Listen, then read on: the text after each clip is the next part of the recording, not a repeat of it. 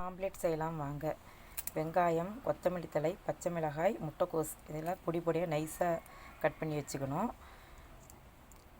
உப்பு, கரம் மசாலா, கொஞ்சம் கடல மாவு வந்து டேஸ்ட்டும் கொடுக்கும். முட்டை வந்து உடையாமல் ரவுண்ட் ஷேப்பில் ஆம்லேட் அழகாக எடுக்கலாம். இதெல்லாம் தேவையான முட்டை 3 முட்டை இதை சேர்த்துக்கிறோம்.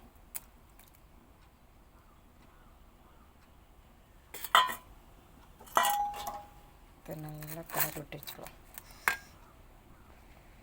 இந்தமாரி நல்லா கலந்து விட்டு எல்லாம் ஒன்றோட ஒன்று சேர்றாப்புல கலந்து விட்டு ஒரு 5 நிமிஷம் வச்சிடலாம்.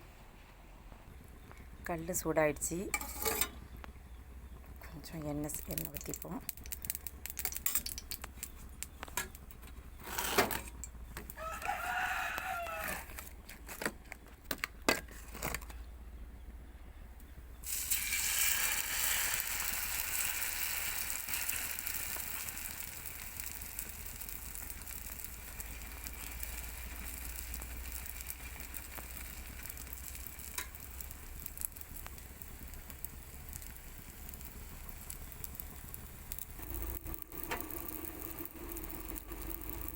கல் வந்து மிதமான வெப்பத்தில் தான் இருக்கணும். அதிகமான ஹீட்டில் இருந்துச்சுன்னு வச்சுங்க, ஒரு மாதிரி காந்தலாட்டம் டேஸ்ட்டு மாறிடும். ஆம்லேட்டோட டேஸ்ட்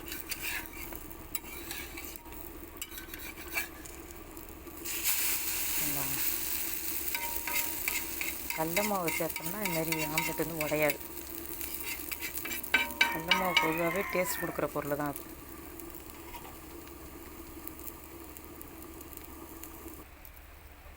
ஆம்லேட் சூப்பராக ரெடி ஆயிடுச்சு. பார்த்தீங்களா, ஆம்லேட் உடையவே இல்லை கடல மாவு கலந்ததுனால.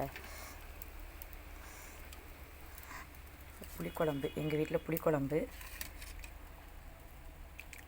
சூப்பரான புளிக்குழம்பு. எந்த காய்கறியாக இருந்தாலும் தக்காளி வெங்காயம் வதங்கணும்னா எல்லா காய்கறியும் எண்ணெயில் போட்டு ஒரு வதக்கிடுங்க. அது நல்ல டேஸ்ட்டாக இருக்கும். வாங்க சாப்பிட்லாம்.